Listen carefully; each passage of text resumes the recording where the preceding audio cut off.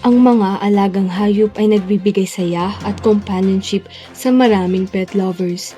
Ngunit kasabay ng kasiyahang ito ay ang malaking responsibilidad bilang isang pet owner. Dito sa Baguio City, ipinapatupad noong 2021 ang Ordinance No. 19 Series of 2021 o ang Responsible Dog Ownership Ordinance na naglalayong tiyakin ang kaligtasan, kalusugan at kapakanan ng mga alagang hayop pati na rin ng komunidad.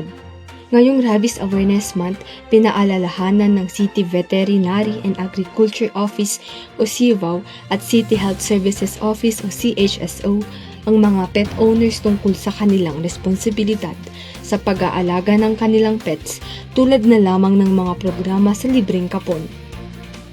Para nyo yung mga na-neglect or karamihang gumagala, yun yung mga karamihang nahuhuling aso, yung mga aspin natin, asong Pinoy or mga native dogs natin. So yun yung mga pina-prioritize namin kapunin para at least mabawasan yung number of population nila na at least mabawasan din yung mga pakalat-kalat.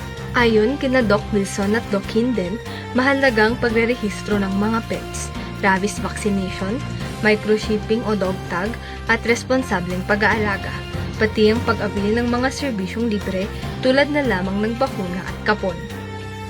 We have, so very basic ang ating anti-rabies. So, for now, currently free pa rin po ang ating anti-rabies sa ating opisina.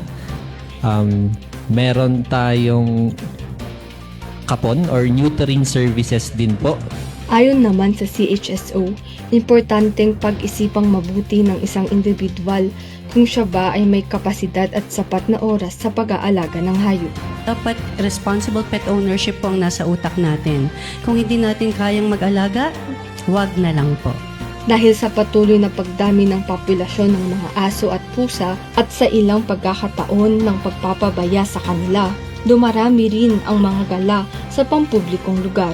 Bilang tugon dito, ipinatutupad ng lungsod sa ilalim ng ordinansa ang pag-i-impound sa mga ito. As of January to February, meron na po tayong 253 na impounded dogs. At 8 dito ay adopted. Tapos 80% ng na-impound from 253 ay na-release po sa owner. Euthanized na po yung iba.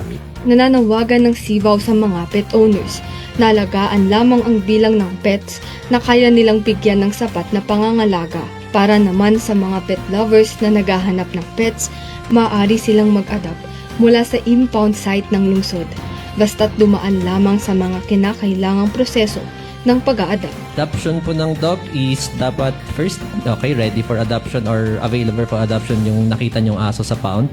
And then meron tayong requirements sa office. Ang maalala kong isang requirement is certificate from the barangay na capable po yung kukuha ng aso, capable siyang mag-alaga, meron siyang available space, at sinertify ito ng kanyang barangay. So, yun. And then, isi-screen din po ang etong mga adopters muna ng ating office bago po sila i-confirm. Ang pagiging responsableng pet owner ay hindi lamang simpleng obligasyon, kundi isang mahalagang pananagutan para sa kaligtasan ng lungsod. Sa pamamagitan ng tamang pag-aalaga at pagsunod sa ipinapatupad na ordinansa, may iwasan ang pagkalat ng mga sakit at matitiyak ang kalusugan at kapakanan ng mga pets at ng komunidad. Charm Arumin para sa PIO Baguio Balita.